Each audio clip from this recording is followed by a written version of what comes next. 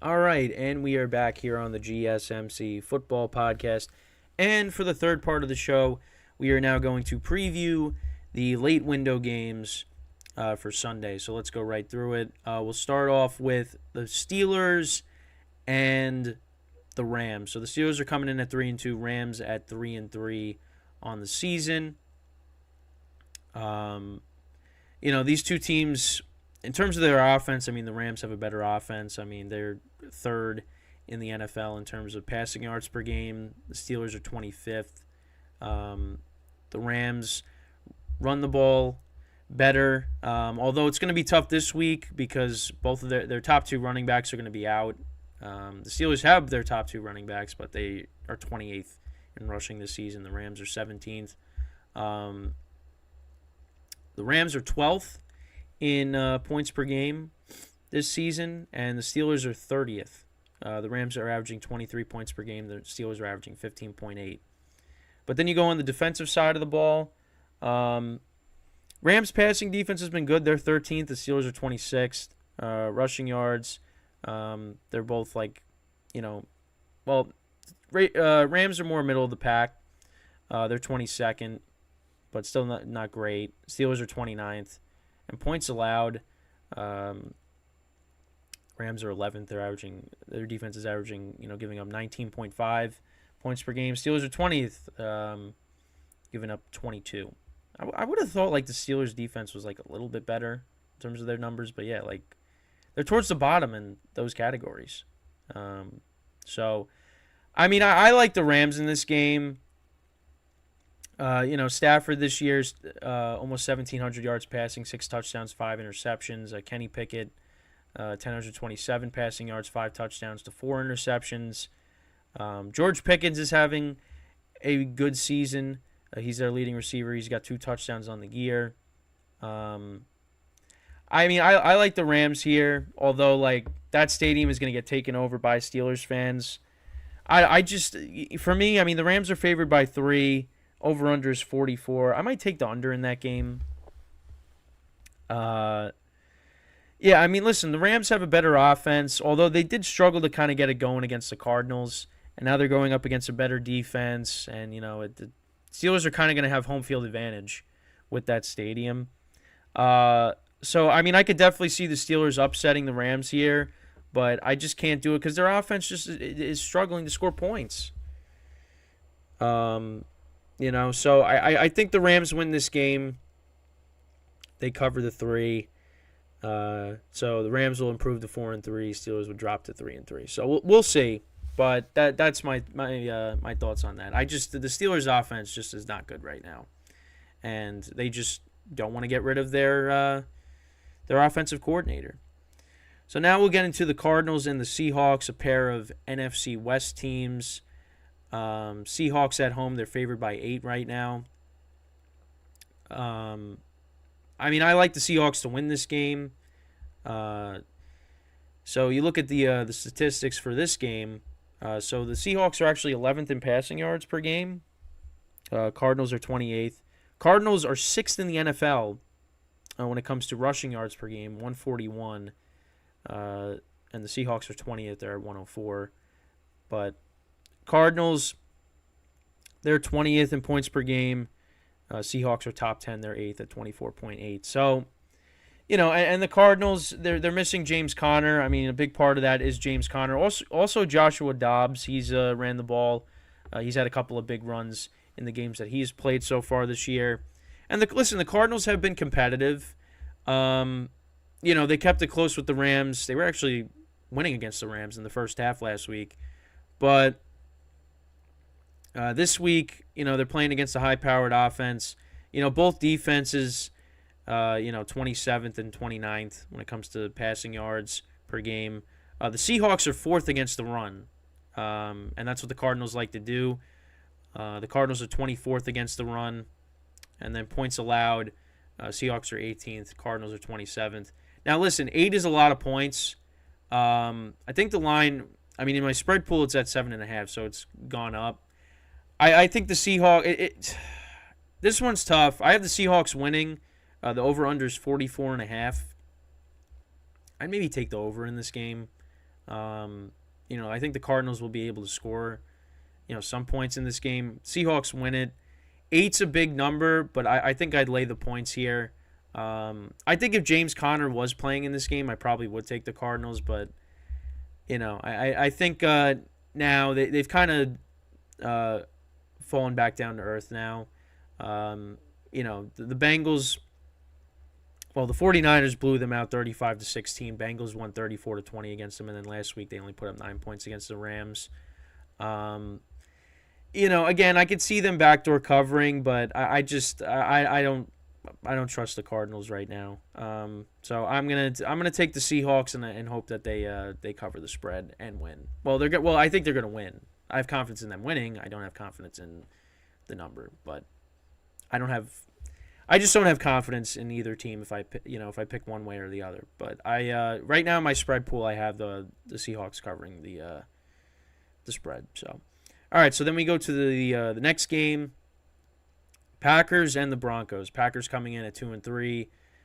Broncos are 1-5. The last time these two teams met in the Mile High City, that was back in 2015. That was Peyton Manning's last season, and that was obviously when the Broncos won the Super Bowl. And that was when the Packers were coming in at 5-0 or 6-0, whatever it was.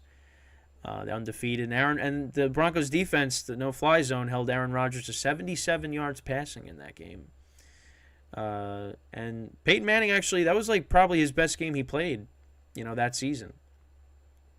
In the Gary Kubiak era. So, looking at the statistics for these teams, so they're actually 21st and 22nd in passing yards per game. Broncos have the slight edge there. Broncos are a slightly better running team than them, and that's also due to the fact that Aaron Jones has missed time with injury. Packers are 27th in rushing. Broncos are 19th. Packers are averaging, slightly, a point more per game than the Broncos. They're 13th. They're slightly ahead of them. 13th in points per game. Broncos are 17th. Then on the defensive side of the ball, the Packers are 9th against the pass, giving up an average of 215 straight per game. Broncos are giving up an average of 285.8, so that's 31st. They're 32nd against the run and 32nd in points allowed.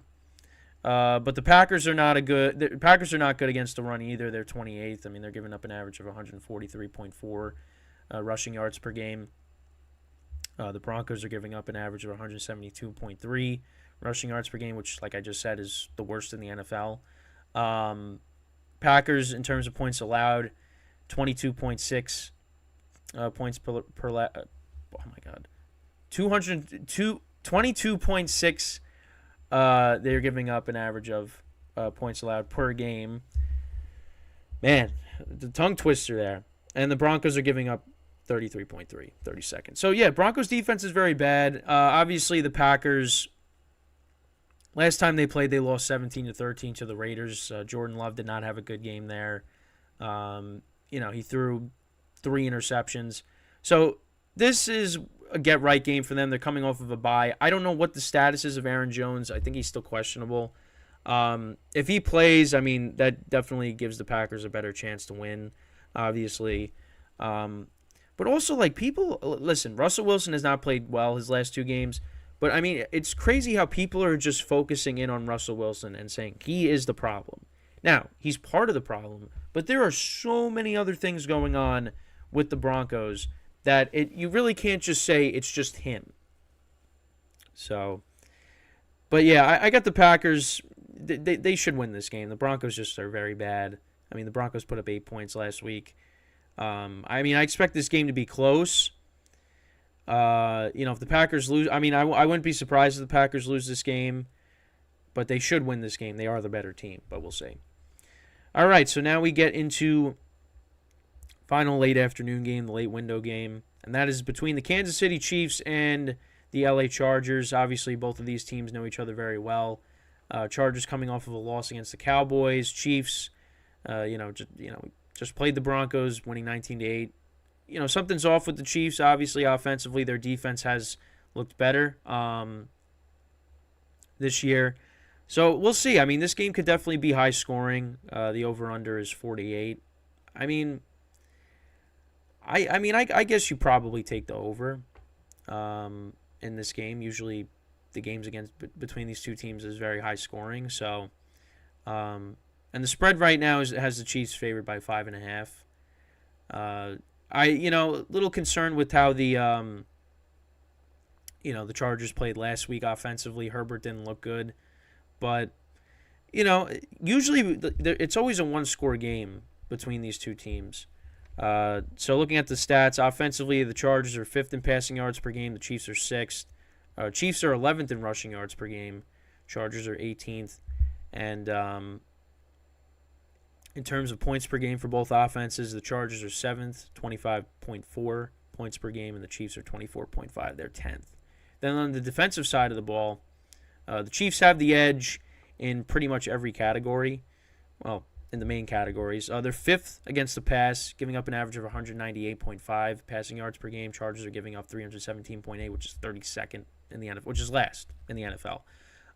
They're 14th against the run, the Chargers. The Chiefs are 12th. So they're both middle of the pack. Obviously, the Chiefs have been running the ball well. The Chargers haven't really, but now they got Eckler back, so that's going to change, of course. In terms of points allowed, Chargers defense is 23rd. Chiefs are 2nd. So that just goes to show you this Chiefs defense has been playing a lot better. I think the Chiefs win by a touchdown. I'm going to say they cover the spread. And, but here's the thing. I haven't been picking them the last few weeks because I just don't like the Chiefs to cover. Now I'm picking them to cover, so you know what's going to happen. So when I come back on Monday, we'll revisit it, and I'll be like, yep, I told you. So we'll see. But I think also the other reason, too, is just because the Chargers offense just hasn't looked good. Well, it didn't look good last week, and Herbert's a little banged up. So that's kind of why I'm siding with the Chiefs. And also because the defense has been playing well, too. So, but yeah, that's pretty much it with the late afternoon games, late window games. So let me know what you guys think. When it comes to those games, definitely a better slate of games this week than last week. Because last week, the games were just not good. And I did very bad in my spread pool. It was like my worst week so far. So I'm hoping for a better week. Obviously, I'm going with a lot of the favorites, which is kind of a bad thing. But it's just, I don't know. I can't. Like the Chargers, I could maybe take. I could switch. I could take the Steelers just because of their defense. The Packers didn't look good. I could switch to the Broncos, which I just don't want to. The Broncos, I just don't trust. I don't trust them. I don't trust the Packers, but I don't trust the Broncos more because their defense is just very bad this year. But with the Chiefs-Chargers game, the Chiefs' defense has been playing well this year. Chargers' offense didn't look good last week. So, I could definitely see the Chiefs, winning by at least a touchdown. This could be definitely a one-score game, just as long as they win by a touchdown. But I think this will be – I really will not be surprised if, the Chargers, they keep it close and it's a 3-point game. Because, the games against these teams are always good. But for the most part, Herbert's always on the losing end. I think he didn't win last year, but, they won that game in Arrowhead in 2021. But the games are always exciting, so we'll see what happens. So now, speaking of exciting games, when we come back from our final break of the show, we will then talk about the Dolphins and the Eagles game for Sunday night, probably the best game of the weekend, and that will finish off Sunday. So, that'll be what we talk about on the final part of the show. So stick around, and we'll be right back here on the GSMC Football Podcast.